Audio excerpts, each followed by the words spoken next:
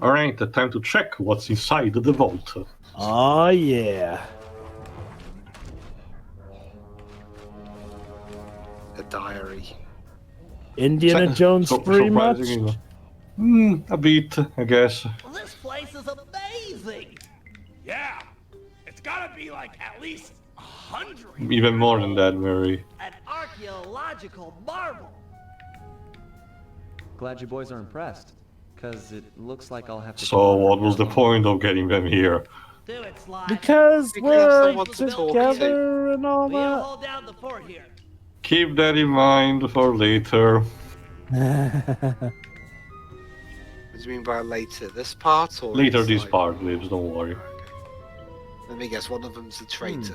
Could be dark. No. Surprisingly, they don't really pull that there. Again, the franchise is very thick in how it establishes the camaraderie between the Green Gang, which is something that I like. Anyway, time for a showcase of the ancestors, starting with one of the very first one. From This place Egypt. was started by Slight and Common II. Yeah, apparently this place, which is in the South Pacific Ocean, was built by someone from Egypt. Of course. Ancient Egypt, mind you. Yeah, again, it's the kind of weird thing about the fact that the Cooper lineage is, basically from pretty much ancient history, but apparently this vault has been built from that point, and it encompasses all the fortunes. Honestly, it would have been so much easier to say that as soon as the Coopers found the ideal cave, they stashed in all the fortunes amassed by even their ancestors. But they went for this weird angle by the saying that the Coopers operated on a logic a bit similar to Atlantis, that they were so much more sophisticated and, good in terms of, technology and stealing stuff. But even from ancient time, they discovered like a place so far away where they could stash after everything. I guess maybe that's to go to like the very first ever Cooper. This is a medieval ancestor. This is the kind of character that could be ideally voiced by Yuri Lowenthal. Who knows? Oh, look at that. A literal sword cane. Yeah, that's also another thing. I think I mentioned previously the fact that the cane supposedly has been the same passed through generations, but the cane never has a consistent design and not in a way that it makes logical sense that it evolved from previous incarnations. Again, easily fixable by saying that the cane is the symbol, but each Cooper essentially had their own kind of type instead of modifying the existing one. But it kind of has to be instead that way because the first thing that Dr. N tells us is the fact that the cane has to be the key, and despite the replicas, he actually needed the original to open the vault.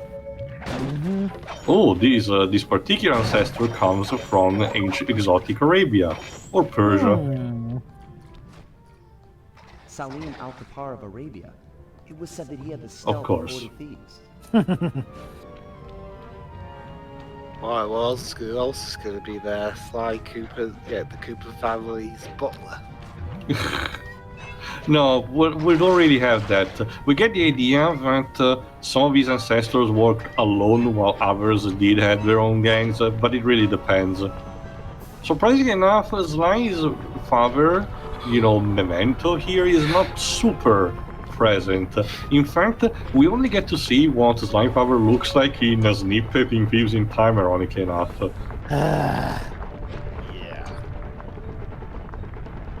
I get the idea they wanted through an angle that the identity of the father was not really important, but again, it feels still a bit sketchy and a bit of a missed opportunity too. It would feel weird if his father... Actually, let me check. What is this next ancestor? Oh, right. I'm basically an Highlander kind of Cooper. We'll see in a second. The strongest of the Coopers, Of course, with a kilt, complete with a kilt. was he really the strongest, Sly? Because from what Thieves in Time suggested, you had another ancestor who was actually the strongest. Well, remember, Jova, the Tutankhamun was the first who founded the vault. There are technically no records of previous Coopers, so technically yes, Jova. Okay, that's a retcon that works then, I guess. It's a raccoon? I don't know. A raccoon. Again, I don't know how you guys managed to make puns so easily. Well, it's because we're very good with wordplay over here. Yeah. Also, yeah, again, despite being essentially this a glorified tour, I believe there's still some platforming challenges to be had. Like, you know, So gotta give the Cooper lineage credit. They definitely wanted to test whoever wanted the treasure to their limit. Keep also this in mind, there's a bit of a slightly hilarious payoff before the final boss.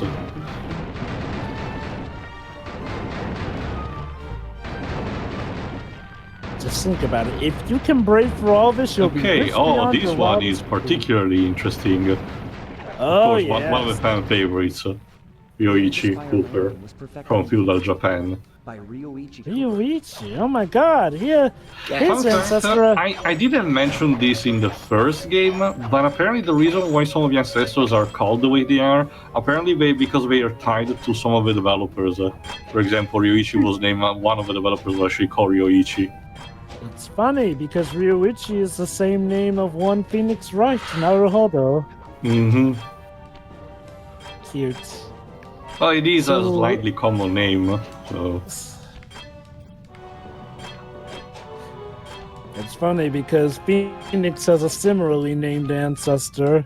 So I guess he and Sly share that. Well, we did discuss, I think, in the second game what would be Phoenix's persona, so... Yeah, I was about to say, and that's Sly, apparently. Really, a raccoon? I don't know. I think a hedgehog would fit Phoenix better in terms of animal motifs. Considering the naming and everything, I guess a bird might work better, especially because Aviary Attorney gives us a good idea on what a bird like Phoenix Wright would look like. Well, Phoenix ironically, Wright he is Birdman. Okay, this one is probably one of Jova's favorites in terms of ancestors. Henriette One-Eye Cooper sailed the seas. and stole from One of the Cooper's ancestors was a piratess. Well, of course, yeah. But yeah, it's funny you mention that to you. In the Japanese version, Phoenix is more dragon themed, especially right down to his name, Ryoichi. Yeah. So there's that. But yeah, I could see him being hedgehog based as well. I know Edgeworth's full Japanese name, Keiji Mitsurugi. Does that also have animal affinity? No. That's more blade themed. Okay. Here we go. For this, you have to pass through under the boat in order to not be detected by the laser, which, again, pretty neat way to incorporate the mechanic from the second game. Especially because you didn't really use it until this point. Also, look at all that JPEG gold. But just Okay, imagine what lies in wait. This one is also another obvious one, and probably another one of Jova's favorite in terms of ancestors. Tennessee. Of course, the Cooper were bound to have an ancestor in Old West. Tennessee Kid Cooper learned to steal Well, along there's always this, one of those. This guy knew how to get shit done because he modified his cane to be a fucking rifle. Yep. And kudos for that. Which kind of makes me wonder, hey, how'd the cane become more of a sword again? If they've been Yeah. passing this cane down I guess for a long they time. redesigned it over the generations. I don't know. Again, it would have been so easy to just say each Cooper gets his own cane, but no. No! And remember, one thing that I would give credit to the game is the fact that if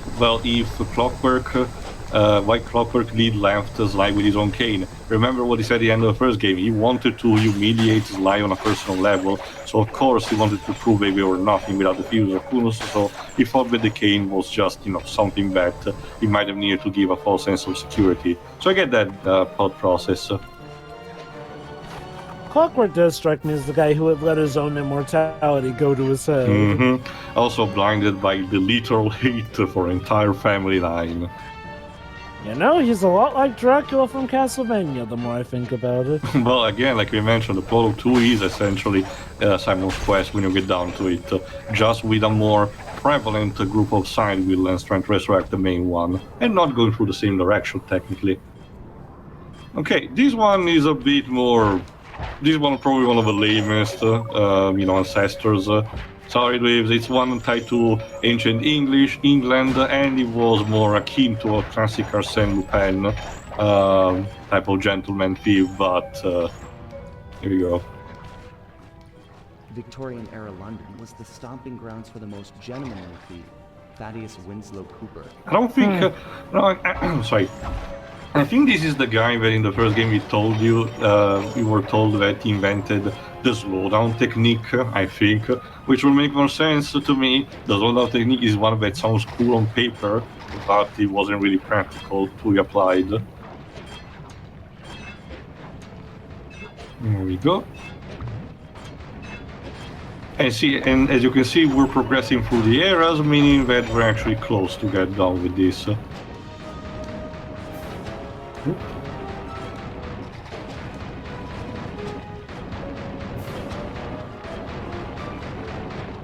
There we go, another... This wall is particularly tricky in a sense that you don't have to climb it, but you have to use the... There you go, the pressing plates, or what they are, as actual platforms, so you have to calculate the timing just right to not get squished, but not to use them as platforms. There we go.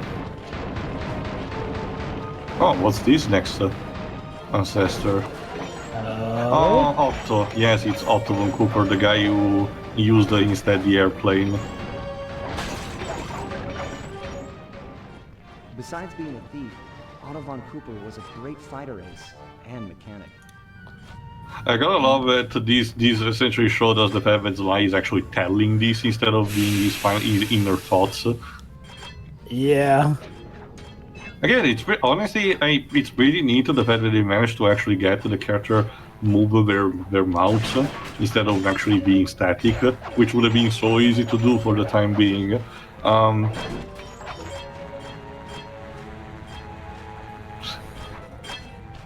You get fucking propellers working down here. Oh fuck. It's okay, the ancient techniques taught him how to cheat death. Well, no, really, Jova, remember, we don't have any more the immunity to bottomless pizza. No, don't you see, though? He doesn't immediately die in a bottomless pit. He just hovers above it like a Looney Tune and then pops out. I believe that was one of the techniques learned in the first game. No, that was a thing that you could get anywhere, but the technique you could learn from the first game, oh, here we go, Sly's father memorial. But of course, the photo is missing its top half. And this teaches Sly his ultimate technique, actually, one that his father coined. We need just a leap of faith. Challenge for a move I've never learned. There's nothing like This is an interesting idea, though. The idea that each Cooper adds on a challenge throughout the years. Yeah, pretty much. It makes the cave deeper. Which is funny too, So yeah, because Sly's father technique to him is to slide on laser grid. This is cool as shit, and it's not brought back in Thieves in Time, I can already tell you that. I really don't understand why we didn't do that. Because the enemy, the enemy factions in Thieves in Time does use laser technology. It would have been so easy to put it there as a natural evolution, but after this game, Sly, I guess, just forgets to do this. that's an issue I do have with some of Thieves in Time's gameplay. It's not inherently bad, but it misses a lot of great opportunities. That being said, but also when you take a look at this basic culmination of everything that we've been doing since the first game, yeah, you could. This is, of course, this is basically one of the big reasons why I keep. Yeah, you can tell that Nate Fox intended this to be the series finale, like it, just like we bring back the ancestors. So. Yeah. Well, alright, again, it's time to see what happened from Bentley and Murray's perspective. Keep in mind, I'll let you talk after the cutscene because this is slightly important too. Yeah. It's time for some inner reflection. This is going to be the payday of all time. Yes. Think of all the loot piled up back there. Do you ever feel like you're playing second fiddle to Sly? Like he treats us as sidekicks? No way. Sly's cool. We're all in this together. Sure, we're all here, but are we Oh, shit. equal? Who went into the vault? Sly. By himself. Yeah. Yeah, but it wasn't designed for you to, like, either of you, actually. He must have Yeah. This will get a payoff after this upcoming fight. You in that vault Yeah, and that too. Sly and I were out here. Mhm. What would he do? stop these thugs and protect his friend.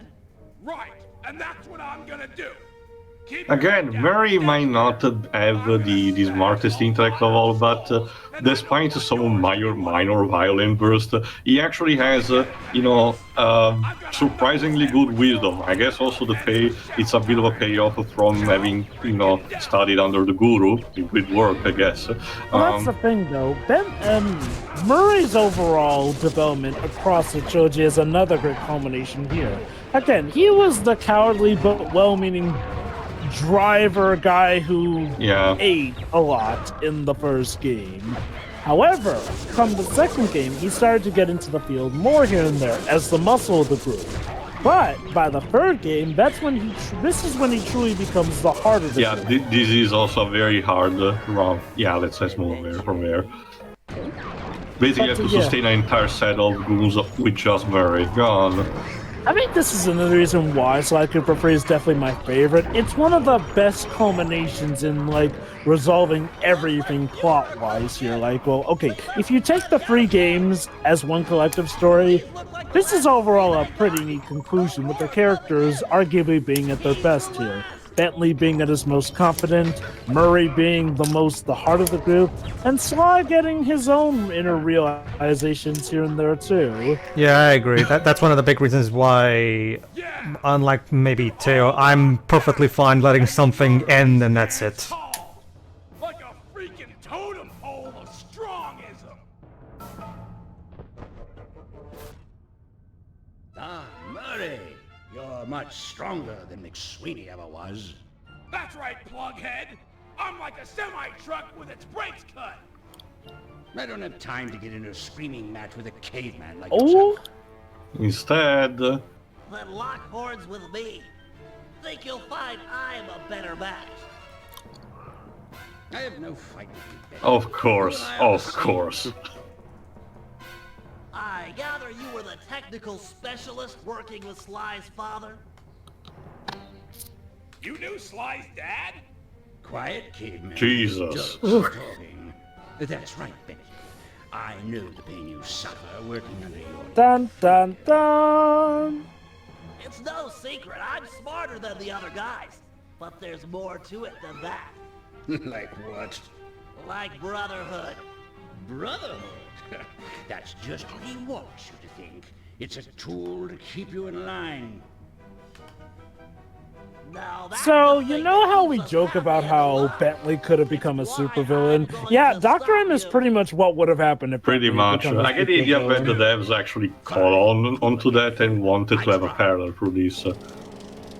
Alright, time for our first real fight against Dr. M. Now we need to use Bentley to use these kind of mirrors to reflect to reflect a particular type of energy on Dr. M for some reason. It's weird. Thank you, Penelope. Also, yeah, watch out because some of the Dr. M's guards start to arrive. I like how Penelope was able to radio in on this, even though Stars she shouldn't be able to see any of this. Alright, what you need to do now is to use the grapple cam to destroy the guards, but as I will show in a second, you potentially can just Leroy Jenkins your way through this. Also, I love that the grappling cam theme overtakes the epicness of the final battle score. Again, Peter McConnell actually did a great job as usual. It's just that sometimes the mixing gets a bit weird. Whoop! There we go. I think it's only 3 or 4 in total.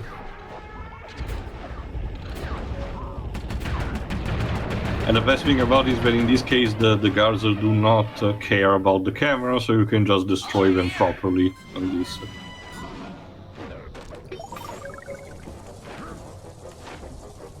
That's the thing about that. I think it's the last one that we need. Like, oh, there you go, there are the guards, but I can just, there you go, just Leroy Jenkins, and where we go. Good to go.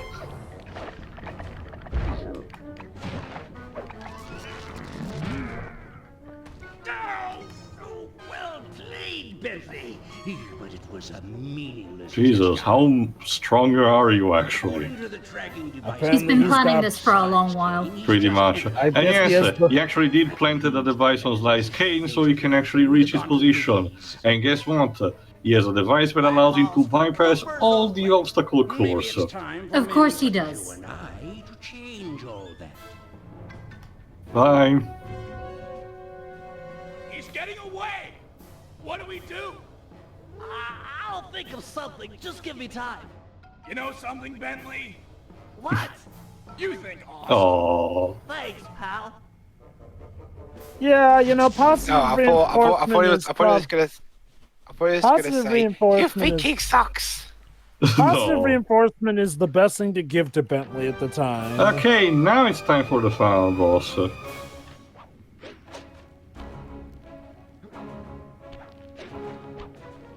Okay. This is just overwhelming. Amazing. How'd Thaddeus make a flying machine in the 1800s? Bet this thing still works. Oh, I'm sure it's operational. I know, someone made... Dr. I know, M, that's League of glad you can Extraordinary see all this. Gentlemen. They I made know a you've been looking really forward to it. boat. It was better in the comic, I can tell you that. You're dead. Okay, final boss time, and true to form, this is very challenging actually, but I do believe in a good way. The kind of, you know, the one that you, again, you just one more round so I can actually destroy this thing instead of being, oh no, another one.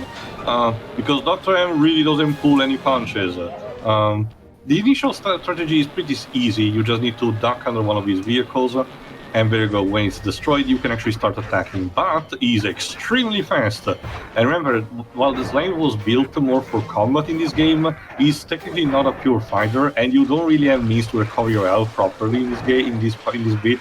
So again, try to not get hit as much as you can, because Dr. M can actually perform really well these kind of maneuvers. Now, one of the best ways to get around him is to use the grind rails to your advantage. Actually, not really. You need to use them when he's firing a projectile at you, but if you stay on them too long, you will start firing other type of projectiles that will home on you, so you cannot actually cheese your way through that. Well, let me put it like this. There's a bit of an exploit to you. If you do it to the point where you're sort of touching both the grind rail and the inner circle platform, he won't fire the projectiles. There you go. What the real use for the grinding lasers is for you to reach while he's in this form and actually grapple, so he will actually change from that. Anyway, Tia, the exploit I'm talking about, you have to be just the right amount of on the platform so that he doesn't register it as being too far out. But if you essentially do that, it's a good way to, you know, avoid him for the time being and then get a cheap shot in on him. This is by far my favorite of the final bosses for a good reason. I don't mind the turrets type of section from the first game. In the second game, the turret section was a bit annoying, and the last thing that you did was more scripted than anything instead of an actual fight. But this is the first time that it's a straight up an actual straight up combat. Yes, it's only one phase 2 actually. It's only one L bar technically. It's not. Hold on. Yeah. You're as weak as your Yeah. Now stop staring at my ass. But it's not like it has technically a bit of shift in terms of attacks, but it doesn't like 3 phases, and thank goodness considering the amount of bosses that we face to get here. So it's actually a bit of fairness. But you will actually have to earn this fight, much like some of the other good bosses from the previous games, like Rajan. Well, heck, I mean, even other bosses from this game as well, too. Mm-hmm. Like, yeah, I think that's another thing I do like about this game the most of the Sly Cooper series is like, well, I do feel like this game has the best bosses overall. Not necessarily the best bosses story-wise, but the best bosses gameplay-wise for sure. Okay, in terms of a boss, for example, in terms of comparison, I prefer not both thematically and an actual fight. The fight that Murray gets against Rajan rather than the one that he does against Don Octavio. I don't know. I think it works a bit better in the second game on that front.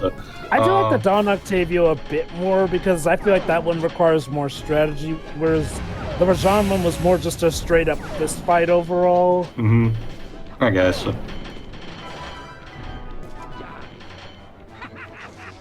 Also, the music here gets rather Grant Kirkhope-ish. Again, Peter McConnell just wanted to have some fun with this. Yeah. Also, again, props to the voice acting. Rick May at this point was only known mostly for Star Fox because of memes, of course. But yeah, he had a pretty expensive career. And after Team Fortress 2 came out, that was like the new, most iconic thing that he did that was known. Alright, here we go. You've got some moxie, Sly. I'll give you that. I don't know what went down between you and my Yeah, that's father, also actually a but I'm good point, telling since of a it's father not the match. same with me and Bentley. You might be right. He risked his life to defend you. I do the same for him. Funny. Your father was never such a good friend. Oh. I might be part of all this. A member of the Cooper It's an line, interesting but implication that Sly's father not may on have the had edge, some that is, faults. slight in common, real This is also to reaffirm the fact that, Sly's his own person, despite being part of the family. Please, keep your touchy feelings to yourself. I can't stop it. You started it. It's a bunch of dirty, attention-grubbing thieves. Ah, fuck all the Coopers, grr. Hi, Carmelita. How did you get here? Hold it right there. Both of you Not the need to time. go to jail. Nice to see you, gorgeous. Not the time for that too, sorry, Jesus. Oh, a love interest. I might be beaten, but I'll make you. Of course. Dude, she can kick your ass. I wouldn't. Sadly, we need a bit of contrivance for this, Shiroi. Oh, of course we do. To be fair, she gets pissed off. No one hurt my criminal. Of course. My criminal, is yes, that you what actually they're PPO calling now it? is exactly the time for that. You have to deliver the final blow with Carmelita. It's a bit of a nice touch, I will admit that, but here's what happens next. Pay good attention, Shiroi. Yeah, listen up. Alright. What happened? Sly? Where are we? What is this How the place? hell did you get amnesia from that? He's Hold on, hold on. He's taking the piss waves. No. Who are you? You look familiar. I'm Inspector Carmelita Montoya Fox. And who am I? Bob. You're my partner. Excuse me? That's the noise I make when somebody lies to me. Yeah, out of fucking nowhere, Carmelita pulls this shit. Okay, I'll admit, This is just wrong. What And the fuck? by the way, Shiroi, yes, Sly ditches the rest of the gang because of this. Wait, seriously? well, it's complicated. The conclusion of the trilogy, everyone. Again, it's complicated. We haven't seen all that there is to it yet. See, I thought he was just joking with her, but excuse me? As the walls caved in at the vault. He'd spent his life lusting over the Cooper fortune. And he Of wasn't course, going and to he give gets, up. like, just What buried. was. But we don't see the What? body, so we can show up in future games, I guess. Our exit was a little rough, but Murray managed to get us out just in time to witness the final fate of the Cooper legacy. And yes, the Down vault gets in destroyed as a flames. result. The end of the road always is. We both looked on, lost in our thoughts, thinking back on all the adventures that had brought us here. Hey, didn't we have some other members with us too, like the Panda King? They and were the present in these For a long time to get cutscenes. Sly into that great vault, and now its secrets were hidden again. This time for good. I could only hope that he'd found what he was looking for in there. We searched every inch of the island for Sly, retrieving the gang. There they are. He's been kidnapped by a crazy lady. Surprising discovery that he didn't want to be found. Oh? As always, he left a calling card. Only this time, it was worth millions. Of course. Some bits did survive, which means that the gang is now stinking rich. Still hadn't shown up. Murray headed back east to complete his training with the guru. Without Sly as our leader, for the first time, we each had to step out on our own. A difficult thing. We'd been together ever since we met at the orphanage. To this day, Murray and I are still close. So yeah, while Murray technically is not doing thieving anymore, at least he's still in touch with Bentley, so it's not like he has ditched him forever. Things are looking good. He's got a unique... Of course. Not a speed racer? Yeah. Kind of. Go Murray, go Murray, go. I mean, it's a better reference to it than the one near the end of the movie.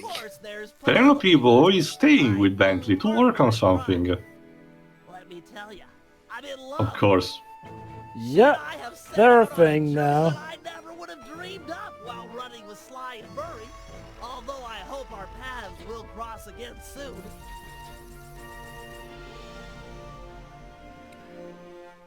So while this might be the end, And now we're getting this basically the sequel hook, kind of. Yeah, that. Yeah. I will tell. Literally. Out of nowhere, Bentley decides to want to build a time machine. Of course. Okay. Stick around because not only the credits do mention the Where Be Now segment, but there's a post-credit scene. And trust me, it's important. And Like I here, said, So first, what did Dimitri do? The celebrity skin diver. The ladies flock to him. How? So did the money. It's like Nicolas Cage. Why ladies get attracted to him? well, it is Nicolas Cage. Also, Tana, what are you doing here? Dimitri is in your games, stealing your girls. I guess. Waifus? Like- Yeah. Panda King returned to China and lived a happy life living 2 doors down from his beloved daughter. She, of course, was pleased to have him screen all of her future Jesus, and he suitors. waits for him with a fucking cannon. Yet she's still unmarried. Honestly, considering what she's been through, can you blame him? Yeah, true. I thought, well, General Zhao might have been, a good example to set, I guess. Wait, Toonami? Apparently there's a bit of an Easter egg that changes your plane in the form of the host of Toonami, but I have literally no experience with that. High-profile rock star. Also, the Guru founded the Beatles, apparently. Lives, is there something I don't know? Figured it was Maybe it's Sgt. Pepper's Lonely Heart Club Band. Well, I did go to the Beatles Museum in Liverpool, but I don't remember anything about that. Okay, and about now, we're about to get the post-credit scene. Okay, here's where the ending really gets explained. Mm-hmm. So yeah, Carmelita and Sly are a couple now. Not sure how I feel about that. Oh, you're about just to wait, actually have a Shiroi. definitive feeling. Don't worry, Shiroi. Also, the haircut is horrible, Carmelita. Change it. Oh, look at that! See, Shiroi? He faked amnesia and knows that Carmelita is lying to him, but he's just fine with it. So you know They're what that both means? terrible. It's a relationship that's toxic both ways. Oh, isn't that sweet? Okay. Well, I mean, in that case, they're kind of meant for it. They kind of deserve each other. Okay. Let me explain this relationship. Sly understood that he did not want the treasure so much. He just wanted to finally, settle down with Carmelita. But obviously, he knew that wouldn't work with how the way things are because, well, he's a criminal and she is trying to bring him to justice. So essentially, he faked amnesia because he knew Carmelita truly did love him and didn't truly want to put him behind bars. But, she would have to because it's the law. So he gave her a bit of an out here and there. Meanwhile, he also left the treasure for Bentley and Murray so that they could finally get out of the crime gang. Essentially, what Sly was doing here was definitively putting an end to the Sly Cooper cycle. He killed off Clockwork for real in 2, but now this was to ensure that they wouldn't have to resort to a life of crime anymore. Again, it's possible to be split on it here and there. I think what keeps me from being mad at this is like, well, the story itself doesn't take it too seriously, and it's like in a sense where it is technically true love. It's just like, well, under normal circumstances, Carmelita would have to arrest Sly, so in a way, it's the way that the two lovebirds can get their romance here and But there. there's the problem with Jova. It's completely out of character for Carmelita. She has been upholding the law to a T until this point. Remember the phrase that she mentioned in the second game? I'm the one true honest copier. Well, like, if you have to create a line reveal situation for this...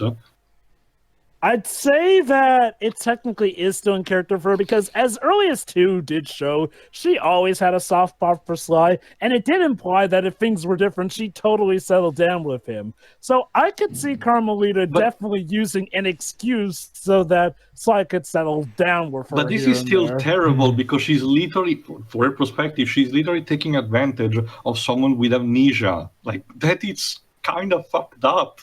I get okay. Normally, I'd be on board with you, but what cancels it out is the fact that Sly is clearly for it. So that cancels it out. No. Okay, let me hold on. She technically does have his consent. She just doesn't know it. That definitely makes it complicated, but it keeps it from being terrible like a certain other product that we could mention. Like, and keep makes it worse. And before your question, in case you're wondering, because I know that this question might pop up, Thieves in Time brings this up, but not in the way that you expect. It's one of the problems that with story. And look, let me put it like this. I'm not saying that what Carmelita did was right. What I'm saying is that I could see her totally doing it. She's the one who definitely would do stuff for justice, but when it comes to Sly, of course she'd be all lovey-dovey here and there. And again, what keeps me from hating it is the fact that she does technically have Sly's consent. Again, unlike that certain other piece of media. However, like Tio mentioned, though, if you wanted them to properly all get called out in Thieves of Time, well... Okay, whether or not you like or love this ending, everyone can agree that Thieves in Time craps on it immensely. And I'd argue it's more like it doesn't build up on this. Let me put it like this. If you like this ending, Thieves in Time is definitely going to piss you off. And if you didn't like this ending... well, Thieves in Time is arguably going to take things in an even worse direction to the point where you would prefer this ending. Yes, Pedro? For me, it's two things. One, yeah, what Jova said. Yeah, this is another big reason why Thieves in Time was overall a mistake in terms of the story overall. And also, for me, it's one of those games where I actually, again, to me, I just see it as an interesting, dark, humorous take on what they could have done. My guess is Nate Fox thought, an happy ever after ending, that's just so typical. I mean, what else can I make that would be a bit different than what would be the typical thing to do? And my guess is he wanted to do some kind of dark humor.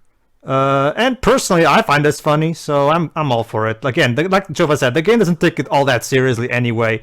It's not like the game acknowledges her actions as positive. Like you can tell that Sly himself is kind of doing this as kind of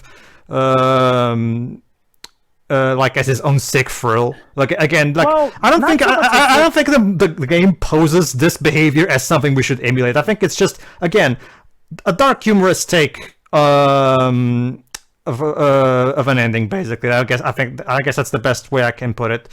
It's like Tio mentioned earlier. One thing we have to remember. A lot of these characters are not always the most ethical. They are criminals in the first place. Which to me, but again, Carmelita is supposed to be the actual straight-up law upholding one. Again, it is that's what really feels odd to me because again, especially in this game, Carmelita has been also very antagonistic with Cooper Gang, has never tried to be, that friendly until the very end because, of course, love story and everything. But, Tio, again, Sly 2 did show that she... Yes, but with this, you got the idea that she was actually over it and she didn't want it to be that because she realized that Sly was kind of a toxic person to have a relationship with. No. I always just got the semblance that she's still chasing after him, a la Batman and Catwoman. Like, sure, he got on her Her nerves, but that behavior, never her got behavior rid and of tone her of voice feelings. suggest otherwise, Jova. The fact that she's pissed off constantly and doesn't like what she's subjected to, yeah. She drops the cheat chat until the very end. She drops the cheat chat. She drops, the friendly banter. She just wants to get Sly arrested with a cold determination stare. It's not really entirely that, though, because we have to remember that she only really started to do the lovey-dovey thing with Sly when she was certain that she had him caught here.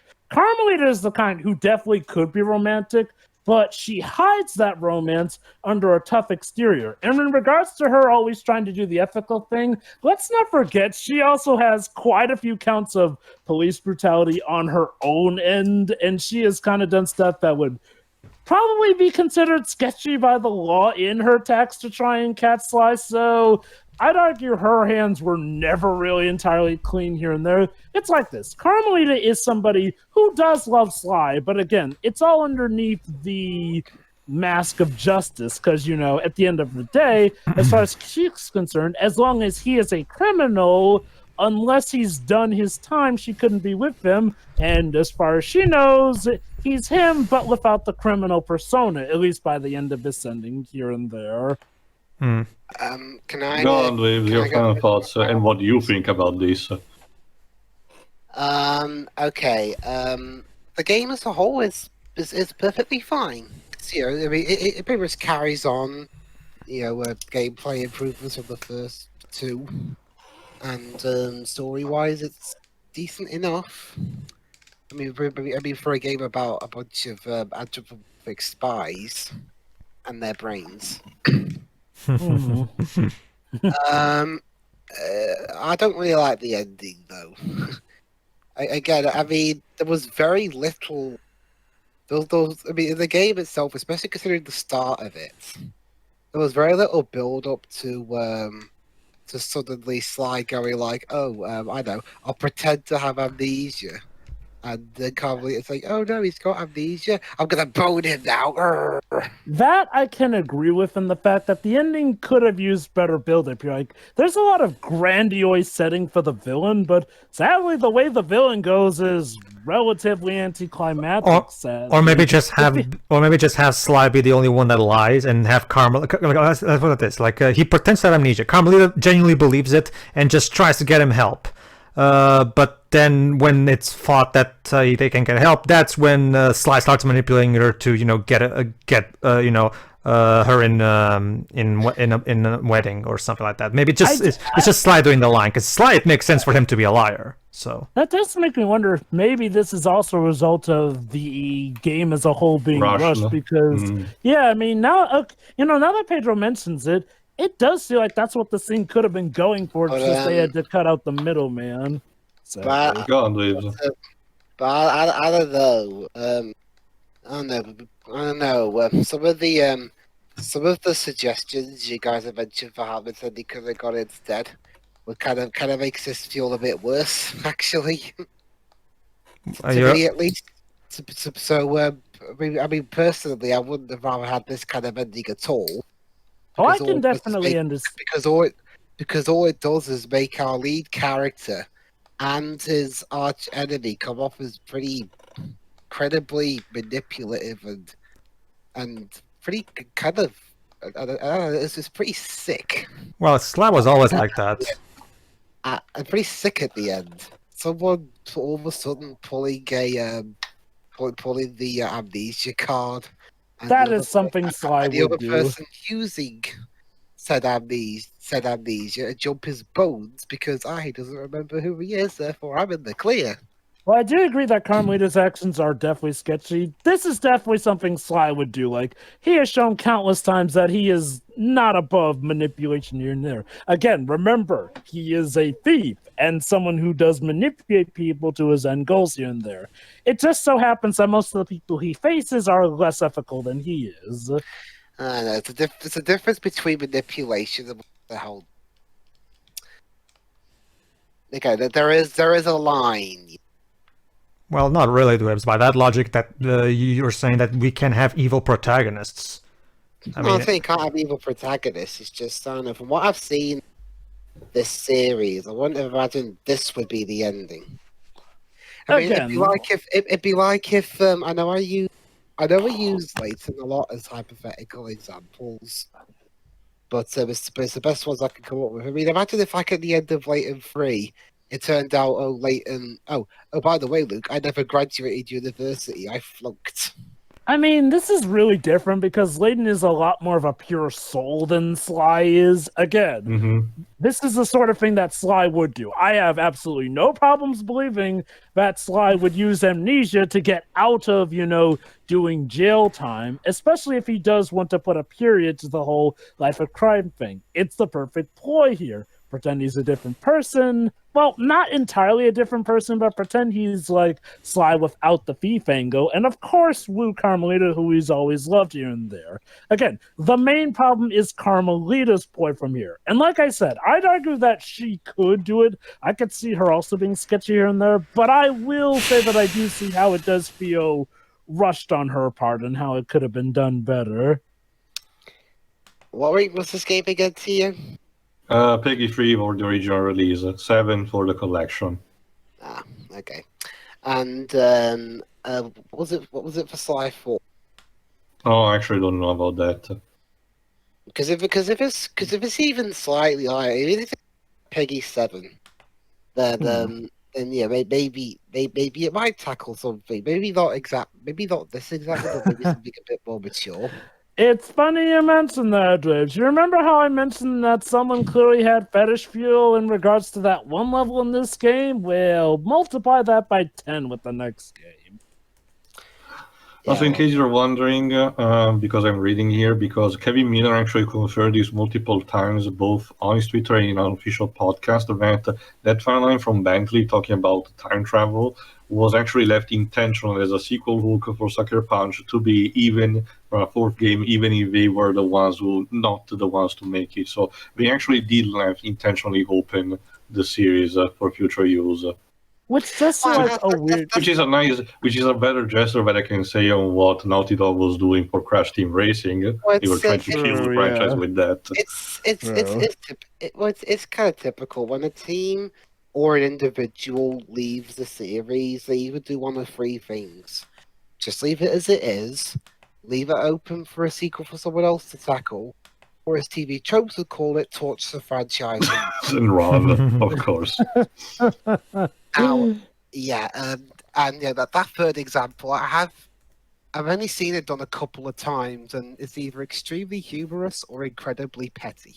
It's kind of what Naughty Dog tried to do with CTR because they thought, oh, aliens, that'll definitely... No one take them serious, but whatever, go on, Dweebs.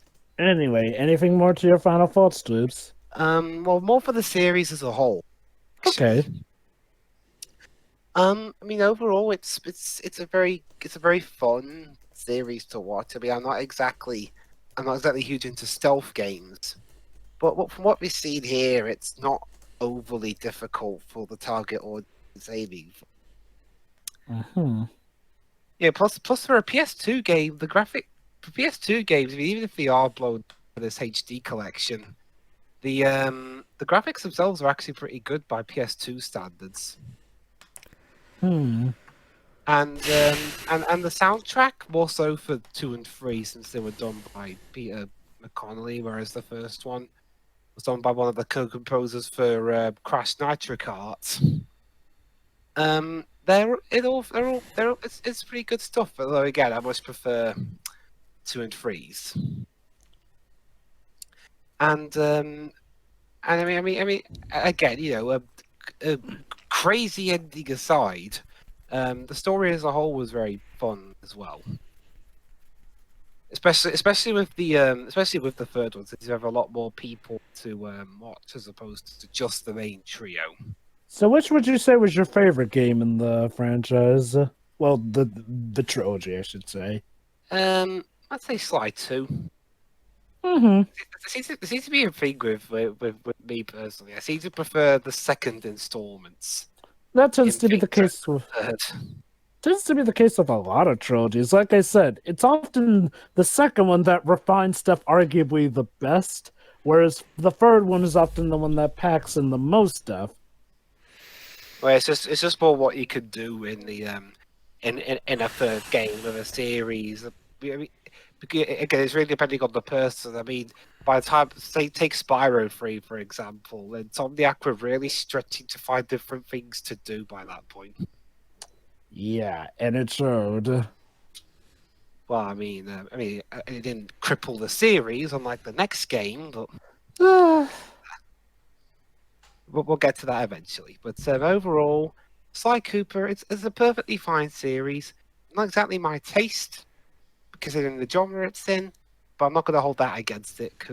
And overall, it's perfectly fine. Although I can't say that I regret skipping out on it though. During the PS2's big years, even though I had a PS2. But I mean, overall, it's good. Mm-hmm. Pedro.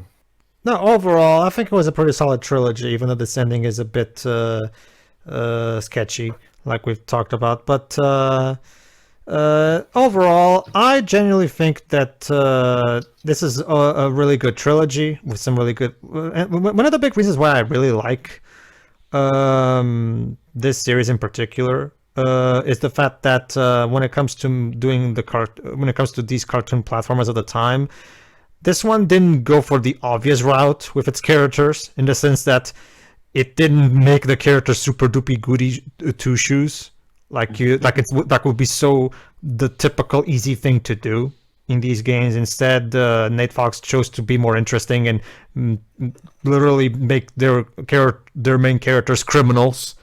You know, it even goes down to the very last moment. Again, Carmelita's debatable conclusion aside, the fact that he's willing to have at the end of this trilogy pull something like this is something that I actually really appreciate. The fact that he's not gonna do the obvious thing you expect from a cartoony platformer protagonist and actually do something a bit more different and interesting, and have the character actually be kind of pretty much a bad person, you know, which is something that not a lot of platform makers, mascot platform developers would have the balls to do. Yeah, because you can argue that he is doing it with good ideas in mind, like finally getting out of the criminal game and giving his friends all the fortune so that they can get out of it too. But yeah, the methods he does it are still sketchy, which again is pretty much Sly in a nutshell. I would argue. Oh, you talk about the character. Okay, never mind. Well, yeah, no. That's why I kept saying throughout these games again.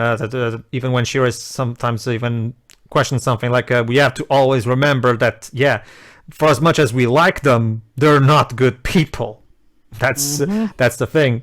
It's the same thing with, say, like, to use another PS2 franchise at the time, Kratos. I mean, for as much as we found him a compelling character, before God of War 4, he's not really a good person. Not at all. I'm not quite sure what you mean, because I don't think I've ever argued that protagonists need to be good people. No, I'm not saying you did, Shira. I'm just saying we did get into an impasse at some point in Slide 2 about it. That's all I'm referencing. I'm not saying you said that. It was more Dwibs that I was. Because I'm not saying you said that. I was just confused about what you were actually saying. I was referencing our impasse when it comes to this matter in Slide 2. But the point is, where was I? Oh yeah.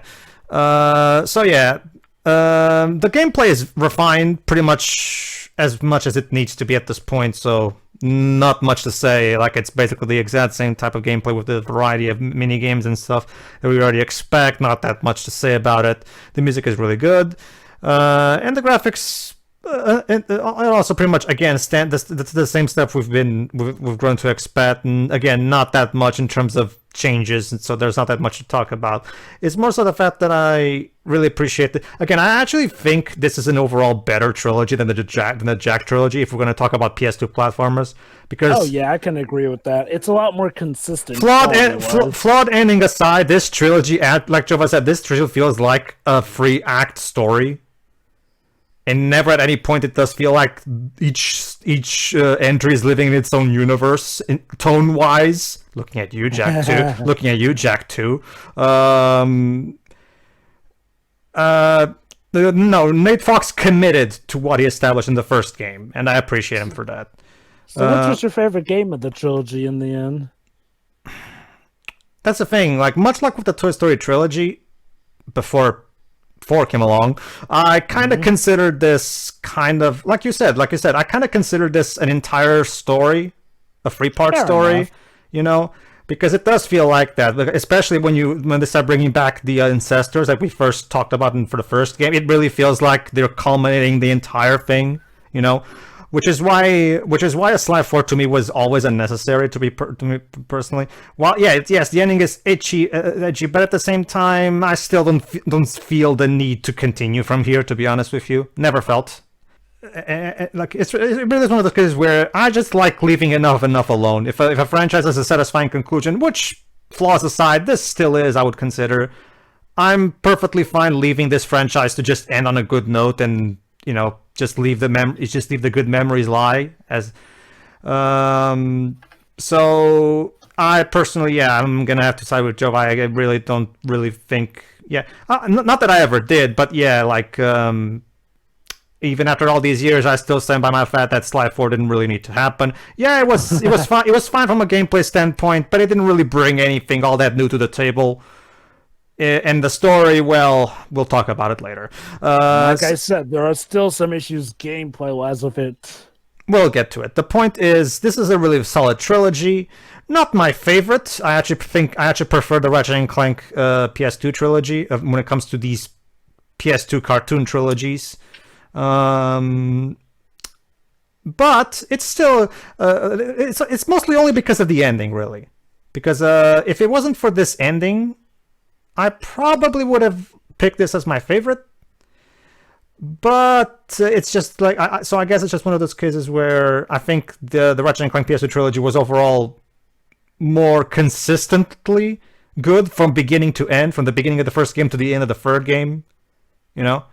So I guess if I'm gonna like be super precise with my judgment, I'll have to pick Ratchet and Clank as my favorite of the cartoon PS2 trilogies. But this is still a very close second, and even though it's technically less consistent, there are higher highs in this one actually. So it's just because the characters are by far the more interesting of the cartoon PS2 characters.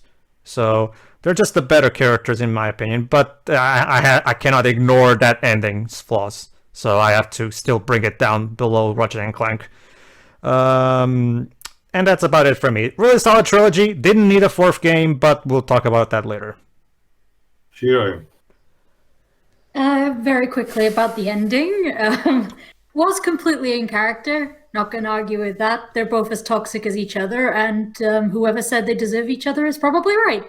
So, so yeah, let them be happy and problematic together.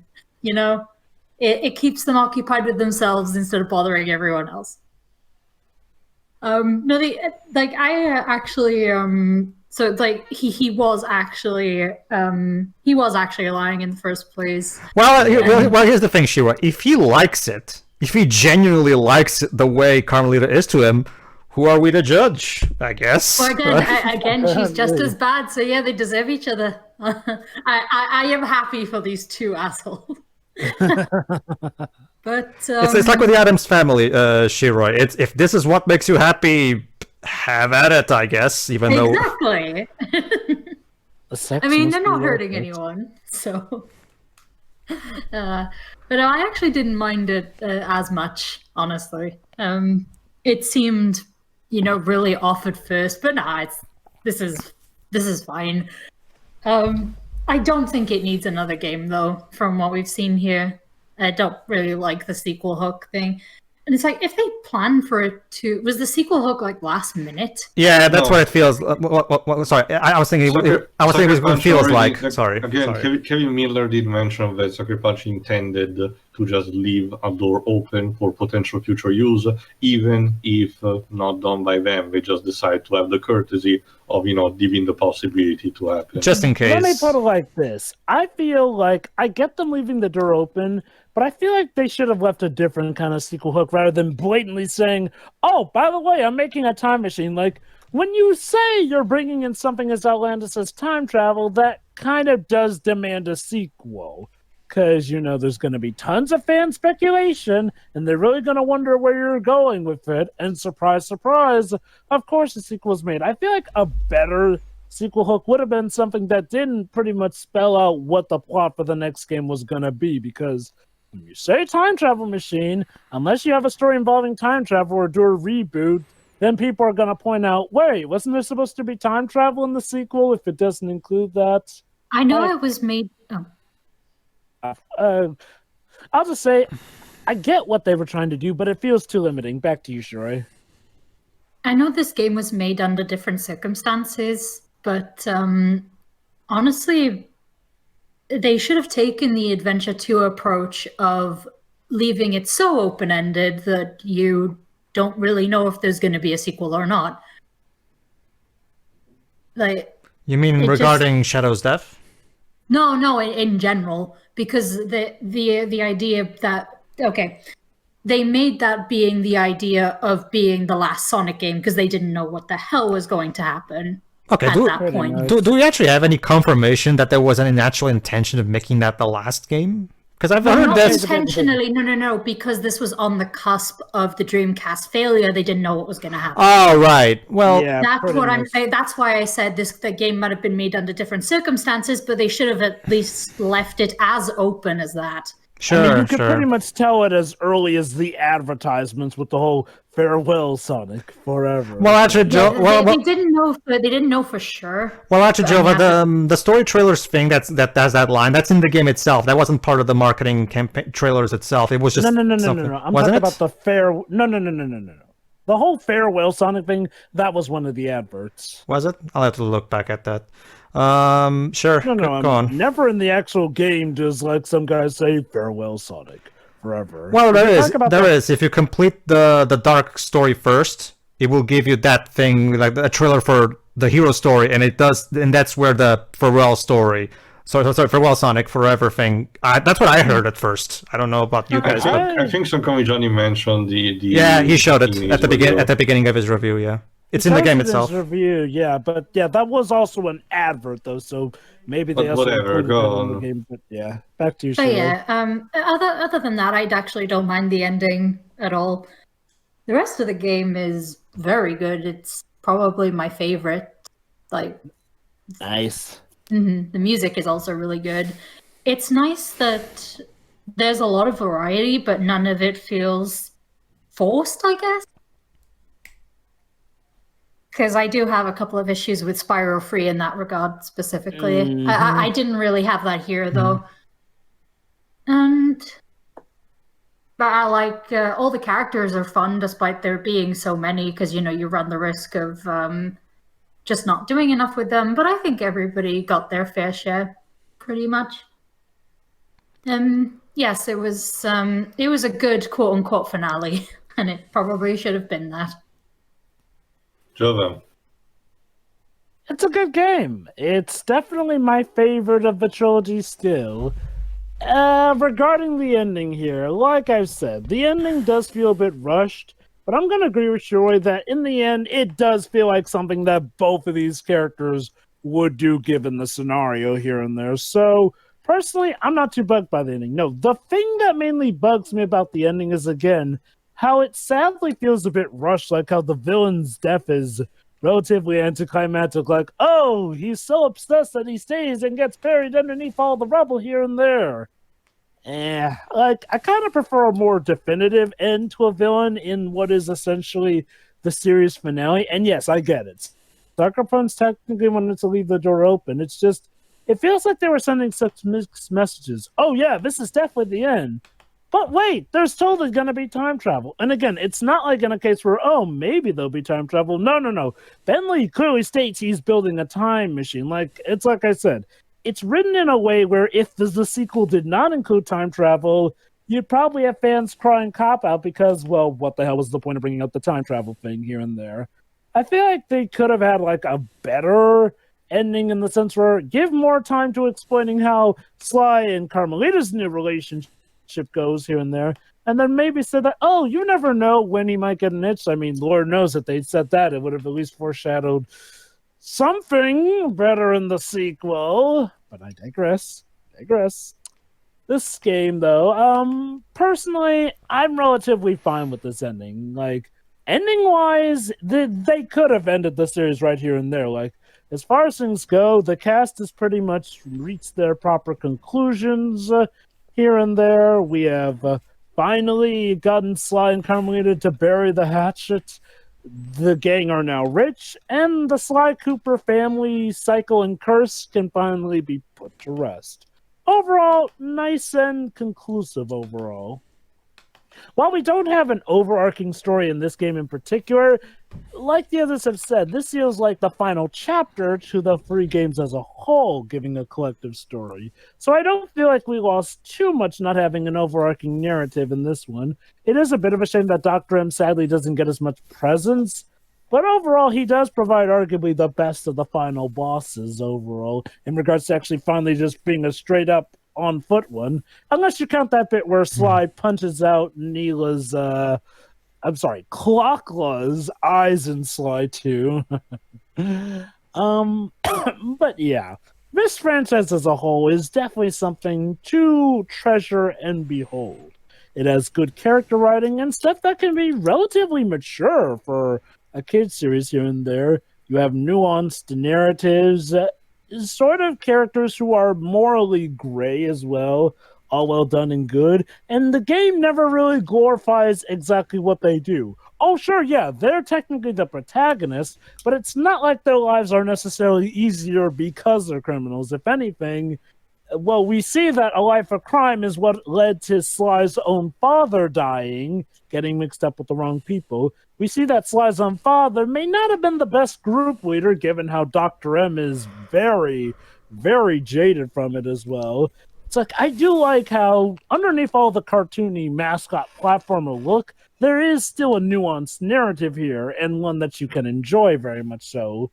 The platforming has evolved overall well. I feel like the gameplay is definitely refined well enough for this game where, yeah, all the other gameplay styles may feel weird, but they never feel intrusive. They all work and flow just the right amount here and there.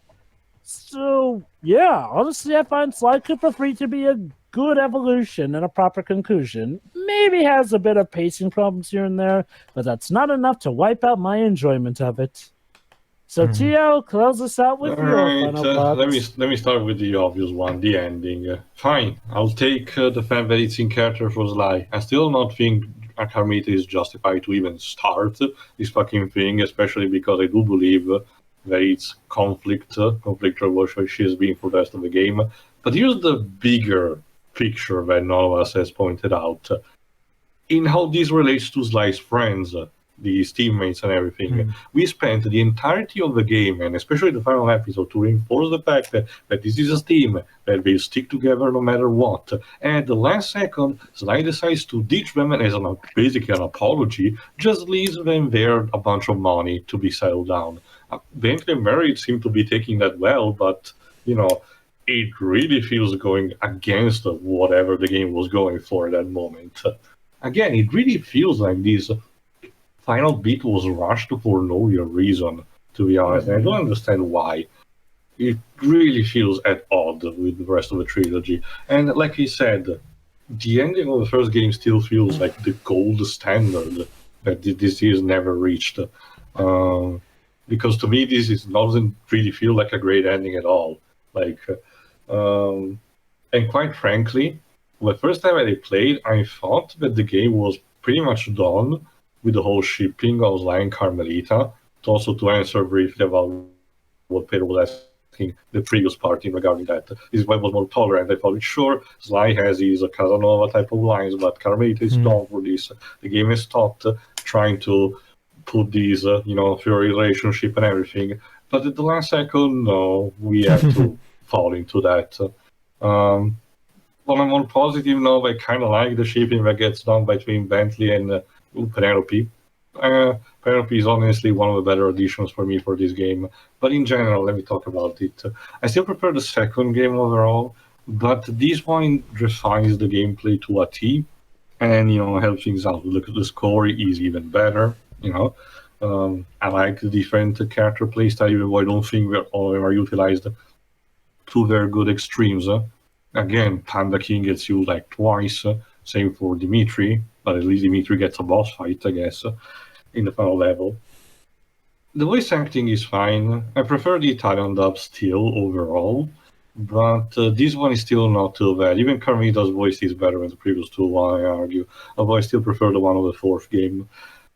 The glitches that you've seen through this is mostly being culpable to Sanzaru, because again, I double checked to be sure, and yes, it seems that most of the glitches, especially also the music cutting out, seems to be exclusive to this remaster, quote-unquote, HD version, call it whatever you want.